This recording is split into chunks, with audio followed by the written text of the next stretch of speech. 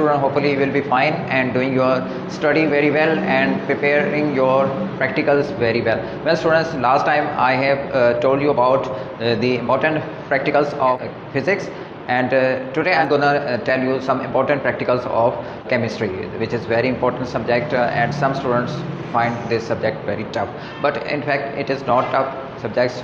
I'll tell you and I'll guide you, and after this you will get this very easy for you. So students, let me repeat this in Urdu for Urdu medium students, but before that I recommend you to share this video with your friends and fellows so they can also have benefit of this video, and I also recommend you to make your cell phone in horizontal position and also make it high resolution so you can watch it easily and clearly. So let me repeat it for Urdu medium students, आज हम chemistry के practicals जो हैं important कौन से आएंगे या कौन से आने वाले हैं या किन के आने का चांस है वो मैं आपको बताऊंगा। आई होप कि आपका फिजिक्स का प्रैक्टिकल अच्छा हुआ होगा, और आपने देखा जो मेरी लास्ट वीडियो थी फिजिक्स के मोस्ट इंपॉर्टेंट प्रैक्टिकल्स के बारे में, उसी में से प्रैक्टिकल्स जो हैं वो आए थे। तो आई होप कि आपने उससे फ़ायदा उठाएगा और इस वीडियो से भी आप फ़ायदा उठाएंगे, और अपने फेलोज़ के साथ भी ये शेयर कीजिए ताकि उनका भी फ़ायदा और वो भी ज़्यादा से ज़्यादा फ़ायदा उठा सकेंगे। वेल स्टूडेंट्स, नंबर स्कीम जो है पेपर की वो बिल्कुल सेम है जैसे फिज़िक्स की थी। 30 मार्क्स का आपका पेपर होगा और उसमें आपके जो मार्क्स डिस्ट्रीब्यूशन है वो मैं अभी आपको बता दूंगा।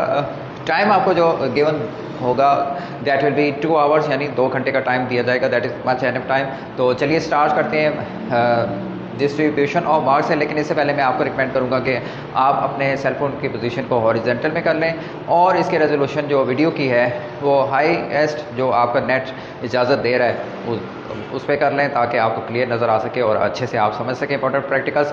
पहले मैं आपको मार्क्स की डिस्ट्रीब्यूशन बताऊंगा और उसके बाद मैं उसका प्रोसीजर के कैसे होगा वो बताऊंगा, और एंड में आपको मैं बताऊंगा कि कौन कौन से प्रैक्टिकल्स के आने का चांस है। और इसी वीडियो के एंड में मैं उन प्रैक्टिकल्स में से जो शॉर्ट लिस्टेड होंगे उनमें से मोर हम मज़ीद शॉर्ट लिस्ट भी करेंगे जो कि मोस्ट इंपॉर्टेंट होंगे। तो आपने मेरे साथ है आखिर तक वीडियो देखनी है। तो चलिए आइए स्टार्ट करते हैं। सबसे पहले आ जाते हैं डिस्ट्रीब्यूशन ऑफ मार्क्स पे। स्टूडेंट 4 क्वेश्चन होंगे आपके। क्वेश्चन नंबर 1 देखते हैं। इसमें भी क्वेश्चन नंबर 1 के 2 पार्ट होंगे, ए और बी होगा, और ये 12 मार्क्स के होंगे और इसमें से आपने एक अटैम्प्ट करना होगा। नंबर 2 में भी ए और बी पार्ट होंगे 12 मार्क्स का, ये भी क्वेश्चन होगा, और इसमें से भी आपने ओनली 1 अटैम्प्ट करना होगा। So coming to the question number 3, well students, ये आपने जो प्रैक्टिकल की कॉपी बनाई हुई है उसके 3 नंबर आपको मिलेंगे, और 3 नंबर ही आपको मिलेंगे वाइवा वॉसी। ठीक है, जो आपका वाइवा होगा एंड में क्वेश्चन आपसे एग्जामिनर पूछेगा, उसके नंबर मिलेंगे आपको, और ये टोटल बन जाते हैं 12 + 12 24, 20 + 4 3 कॉपी के 27, एंड वाइवा के 3 नंबर, ये आपके पूरे हो गए 30 मार्क्स। अब स्टूडेंट्स आपने क्या करना है, आपने अच्छे से प्रैक्टिकल को करना है, लिखना है। कैसे लिखना है, सबसे पहले आपने उसका ऑपरेटर्स लिखेंगे। ऑपरेटर्स लिखने के बाद स्टूडेंट्स जो यानी सवाल रिक्वायर्ड होगा, ठीक है, उसके बाद आपने उसका प्रोसीजर लिखना है। प्रोसीजर क्या होता है, तरीक़ाकार। अब तो आपको काफ़ी फेमिलियर हो गया ना, एक प्रैक्टिकल आप फिज़िक्स का दे चुके हैं, आपको सारा प्रोसीजर पता चल गया कि कैसे पेपर फिल आउट करना है, कैसे लिखना है, सारा कुछ। तो अब आपके अंदर वो कॉन्फिडेंस भी आ गया होगा जो कि फ़र्स्ट प्रैक्टिकल में नहीं था, और इंशाल्लाह आगे और भी आपको लाइफ में जैसे जैसे आप आगे बढ़ते जाएंगे आपके अंदर कॉन्फिडेंस बिल्डअप होता जाएगा। Well students, coming to the point, results और एंड में ऑब्जर्वेशन आपने लिखना होगा कि एक्सपेरिमेंट करने का प्रोसीजर आप लिख लेंगे तो आपने एंड में उसका ऑब्जर्वेशन या उसका रिज़ल्ट भी आपने लिखना है। आई होप कि आपको समझ आ गई होगी। अब आते हैं स्टूडेंट्स इम्पोर्टेंट प्रैक्टिकल की तरफ से। तो वो कौन कौन से प्रैक्टिकल्स होंगे, तो चलिए आइए मैं आपको बताता हूँ। एक चीज़ मैं आपको यहाँ पे बता दूँ कि प्रैक्टिकल सिर्फ 10th क्लास में से ही आएंगे, जैसे फिज़िक्स के आए थे इसी तरह केमिस्ट्री के भी 10th की क्लास के जो बुक है उसी में से आएंगे। तो उसी में से मैं इंपॉर्टेंट आपको बताने जा रहा हूँ। तो चलिए आइए मैं बताता हूँ। पहले मैं इसको इरेज कर लेता हूँ और यहाँ पे मैं आपको लिख के बता देता हूँ, आप नोट कर लें। Get ready.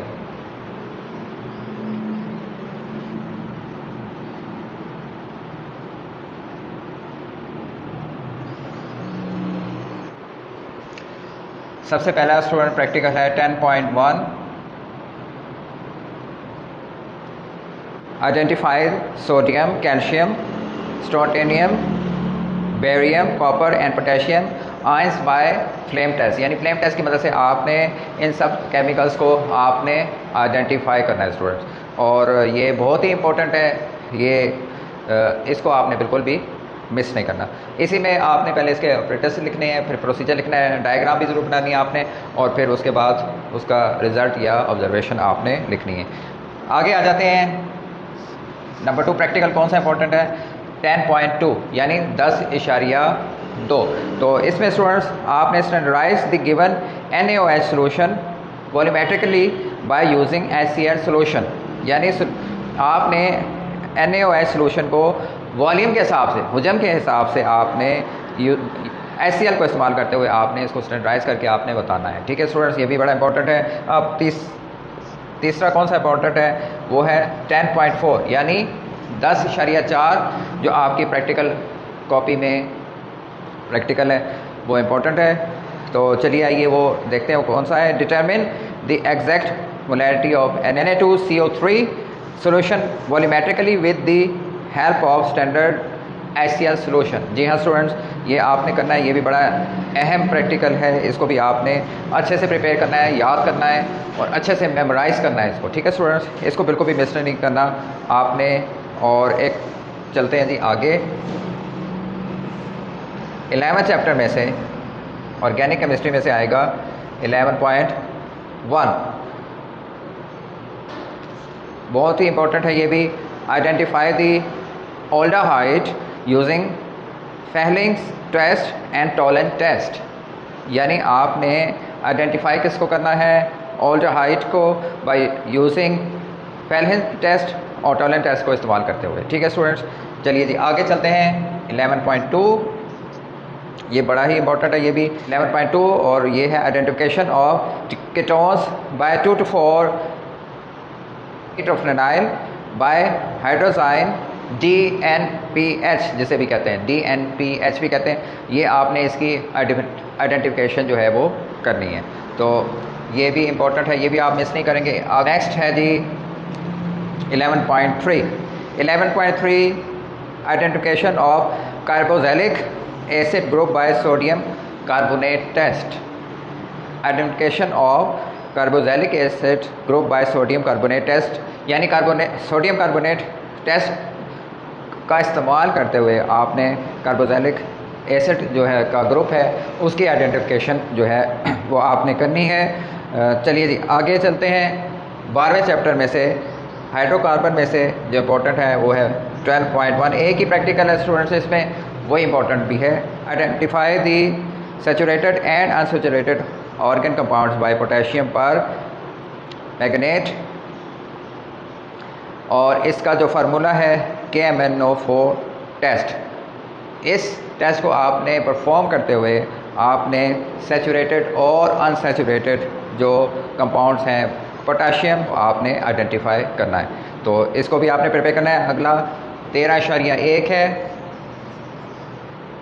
और स्टूडेंट्स ये है चैप्टर नंबर 13 बायोकेमिस्ट्री में से, और इसमें आपने क्या करना? Demonstrate that sugar decomposes into elements और अदर कंपाउंड्स। ठीक है जी, आपने इसमें ये बताना है कि डिमॉन्स्ट्रेट करना है, यानी बताना है आपने शुगर डिकम्पोजेस इनटू एलिमेंट्स और अदर कंपाउंड्स। आखिरी प्रैक्टिकल स्टूडेंट्स इंपॉर्टेंट जो है वो 15 चैप्टर में से ही है, और इसमें भी एक ही है। 12, 13 और 15 चैप्टर में एक एक है, ये तीनों आपने ज़रूर करने हैं।